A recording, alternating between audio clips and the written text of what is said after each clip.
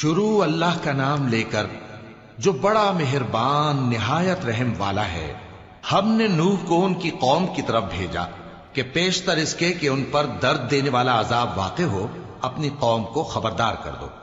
انہوں نے کہا کہ بھائیو، میں تم کو کھلے طور پر خبردار کرتا ہوں کہ اللہ کی عبادت کرو اور اس سے ڈرو اور میرا کہا مانو، وہ تمہارے گناہ بخش دے گا اور موت کے وقت مقرر تک تم کو مہلت عطا کرے گا۔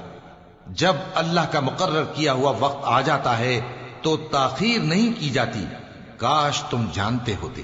جب لوگوں نے نہ مانا تو نوح نے اللہ سے عرض کی کہ پروردگار، میں اپنی قوم کو رات دن بلاتا رہا لیکن میرے بلانے سے وہ اور زیادہ گریز کرتے رہے۔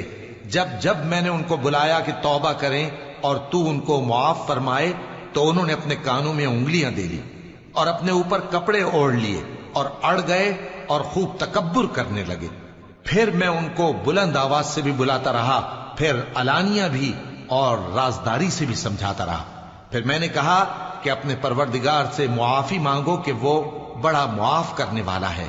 وہ تم پر آسمان سے موسلا دھار میں برسائے گا اور تمہارے مال اور بیٹوں میں اضافہ کرے گا اور تمہیں باغ عطا کرے گا اور ان میں تمہارے لیے نہریں بہا دے گا۔ تم کو کیا ہوا ہے کہ تم اللہ کی عظمت کا اعتقاد نہیں رکھتے، حالانکہ اس نے تم کو طرح طرح کی حالتوں میں پیدا کیا ہے؟ کیا تم نے نہیں دیکھا کہ اللہ نے 7 آسمان کیسے اوپر تلے بنائے ہیں اور چاند کو ان میں روشن بنایا ہے اور سورج کو چراغ بنا دیا ہے؟ اور اللہ ہی نے تم کو زمین سے ایک خاص طرح سے پیدا کیا ہے، پھر اسی میں تمہیں وہ لوٹا دے گا اور اسی سے تم کو نکال کھڑا کرے گا۔ اور اللہ ہی نے زمین کو تمہارے لیے فرش بنایا تاکہ اس کے بڑے بڑے کشادہ رستوں میں چلو پھرو۔